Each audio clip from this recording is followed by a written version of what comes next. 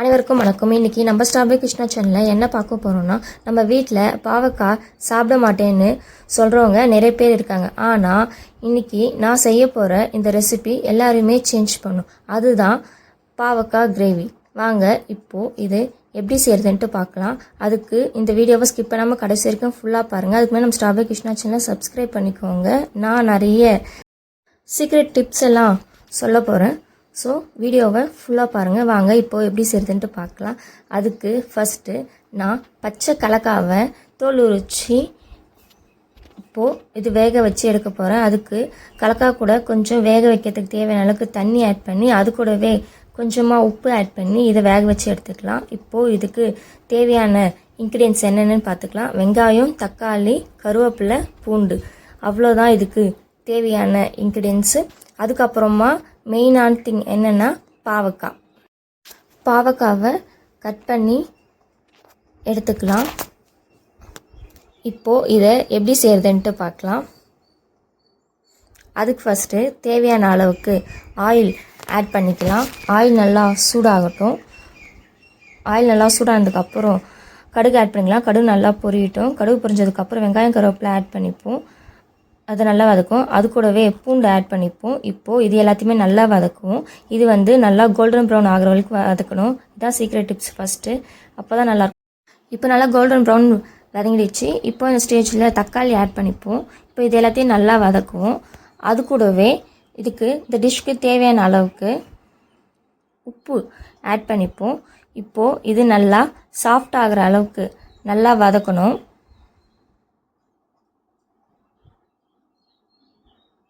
இப்போ பார்த்திங்கன்னா இது நல்லா வதங்கிடுச்சு. இப்போது நம்ம ஹீரோ பாவக்காவை இது கூட ஆட் பண்ணிப்போம்.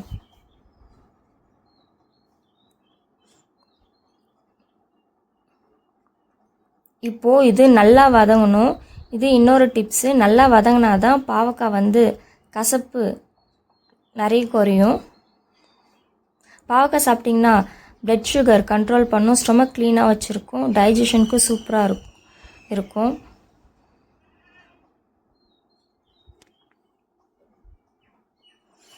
இப்போ பார்த்தீங்கன்னா இது நல்லாவே வதங்கிடுச்சு பாவக்காய். இப்போது இந்த ஸ்டேஜில் இது கூடவே 2 ஸ்பூன் மிளகாய்த்தூள் ஆட் பண்ணிப்போம். இப்போது இது எல்லாத்தையும் நல்லா மிக்ஸ் பண்ணி 2 நிமிஷம் நல்லா வதக்குவோம்.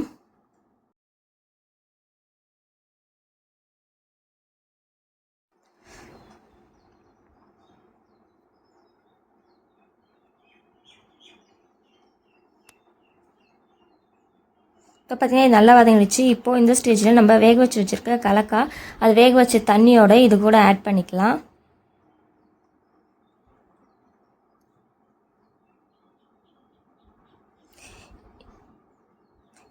இப்போ இது கூடவே தேவையான அளவுக்கு தண்ணி ஆட் பண்ணி நல்லா வேக விடலாம்.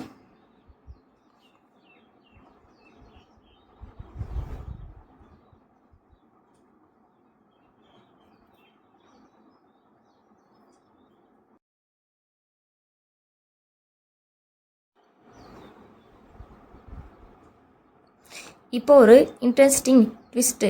ஒரு பெரிய எலுமிச்சம்பழம் சைஸ் அளவுக்கு புளி எடுத்து ஊற வச்சு எடுத்துக்கலாம். இப்போ ஊற வைக்கிறதுக்கு புளி கூட தண்ணி ஆட் பண்ணி கொஞ்சம் நேரம் ஊற வச்சு எடுத்துக்கலாம். இப்போது கிட்ஸுக்கு சீக்ரெட் சொல்லிட்டா, இந்த கிரேவியை டேஸ்ட் ஆக்குற மெயின் மசாலா இதுதான். 2 பெத்தை தேங்காய், அதுக்கப்புறம் 1 ஸ்பூன் சோம்பு டைஜஷனுக்கு ரொம்ப நல்லது. இப்போது இதை ஒரு மிக்சியில் மாற்றி நல்லா அரைச்சி எடுத்துக்கலாம். இப்போது ஊற வச்ச புளியை நல்லா கரைச்சி எடுத்துக்கலாம். இப்போ கரைச்சி ரெடி ஆகிடுச்சு.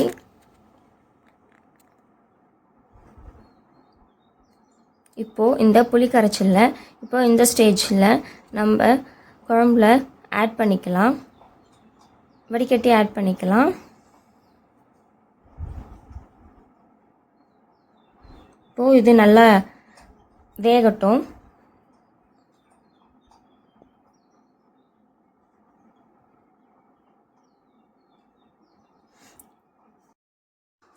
இப்போது நம்ம மசாலாவும் நல்லா அரைச்சி எடுத்துக்கிட்டோம்.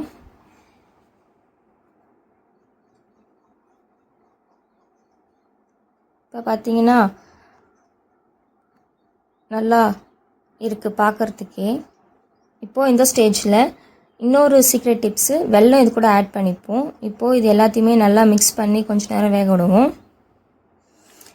இப்போது இது இந்த ஸ்டேஜ்க்கு வந்ததுக்கப்புறம் நம்ம அரைச்சி வச்சுருக்க மசாலாவை இது கூட ஆட் பண்ணி நல்லா மிக்ஸ் பண்ணி விட்டுருவோம். இப்போது இது நல்லா ஒரு கொதி வர வரைக்கும் நம்ம வெயிட் பண்ணுவோம்.